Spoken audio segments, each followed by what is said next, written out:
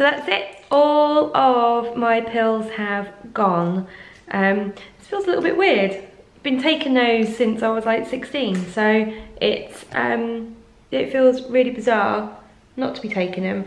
So hopefully I'll be perfectly fine coming off of them, won't I? There'll be no irritations, there'll be no mood swings.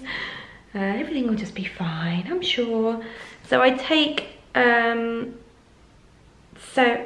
Sorel. It used to be Cerazette. They used to give me, now it's called Sorel. I think that's a mini pill, the one where you don't stop, you don't have the break. So I've kind of started to Google what I can expect by coming off the pill. Then I stopped Googling because there were some pretty horrific things on there that I did not want to be reading. So yeah, let the baby making begin. The nerves are creeping in a little bit about it now. But it's exciting time. So fingers crossed this will be a nice, simple, healthy journey for all of us. Hey there, so it is now Thursday the 9th of November. I have been off the pill now for 2 weeks and still waiting for my kind of first bleed period, whatever it's called, to kind of come along. That hasn't happened. Side effects of coming off of the pill. I was expecting mood swings because I tried to come off once before.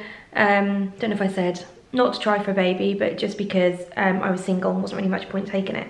So but I remember last time being an absolute demon, like not even able to cope with being in my own company.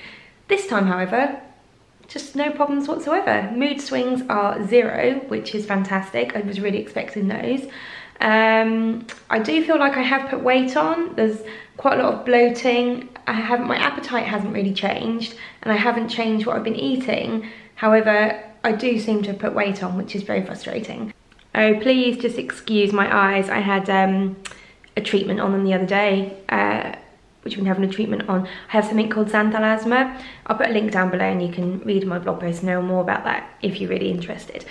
So they always look a bit puffy and sore, so that's why they look like that. And I've put a bright red lipstick on to distract that fact.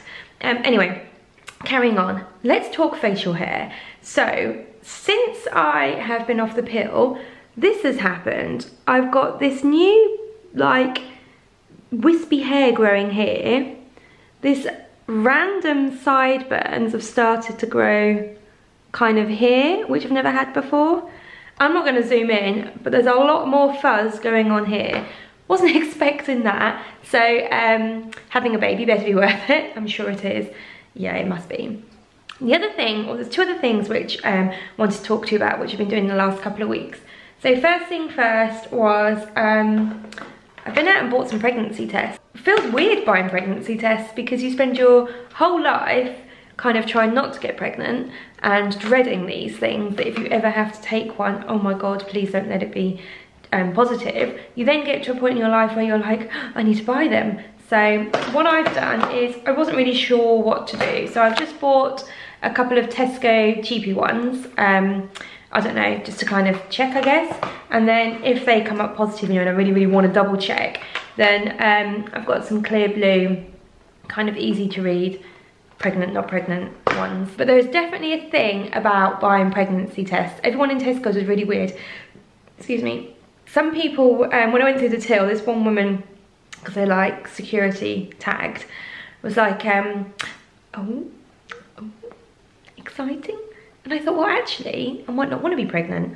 I kind of am going down that route, but she doesn't know that. And then the other woman, and I kind of wanted a little bit of, to be a little bit discreet, was like waving it around, like, this girl here might be pregnant, we're not sure, but let me just let the whole of Sprowston know about it. And Sprowston's a very small place, but luckily I didn't see anyone that I knew. So yeah, so I've got these kind of ready for when I'm ready to take them. Now the other thing I have is a thermometer. Now what I did want to do was kind of have a natural period first and then kind of start the process, having sex. We don't need to know that part of making a baby. We all know how that works, don't need any more detail on that. So yes, I've got a little thermometer that I put under my tongue each morning, and I'm tracking my base body temperature, body-based temperature, BBT, whatever it's called, because I have a new app which I shall show you now. This new app is called Glow. So there are lots of pregnancy or kind of conception apps, fertility apps, whatever you want to call them out there. So I've gone for Glow. So each morning I track my temperature here, and obviously the more information that I put in, the more it can kind of track accurately, I guess. So yeah, I was 37 degrees today, so I popped that in there. Yesterday I was 36.2, 36.8, 37, so it kind of fluctuates a little bit. You also put in here your moods, how you're feeling, symptoms like acne, headaches, cramps, all that type of thing. And then what it's supposed to do is the more information you put in, the better. It kind of tracks when your period, or it predicts when your period is due, and you then obviously alter that to be exact. Sorry, Ryanair, goodbye. Thank you, Turtle Bay. Yeah, so you track when it's exact. So yeah, I came off the pill kind of here, I think it was 2 weeks ago, so I haven't had a period yet. So it kept predicting me to have one here, but that hasn't happened. So I've just been pushing it back and pushing it back. And then the green here, that means that's your ovulation and like the best chance of getting pregnant. So today, my next period's in 2 days, and there's 2.4% chance of me getting pregnant today. It then says like pamper yourself, ooh, snuggle away, all that kind of stuff. And then when you get to the green, when that eventually comes round, your chances of getting pregnant rises. So day 1, 7, day 2 is 8.8%, 12%, 21% chance on Tuesday, 26% chance on the Wednesday. So kind of the Tuesday, Wednesday is the time you want to get busy.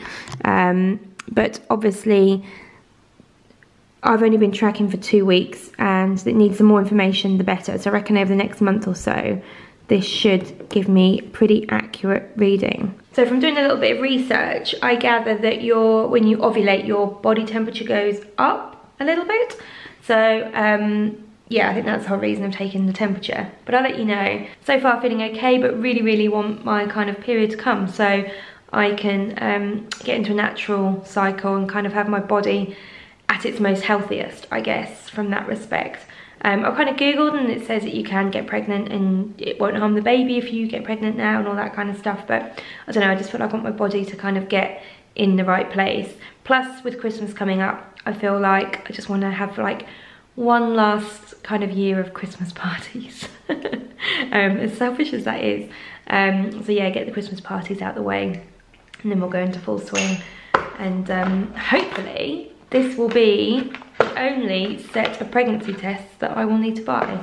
Fingers crossed. But yeah, there's a little update for now.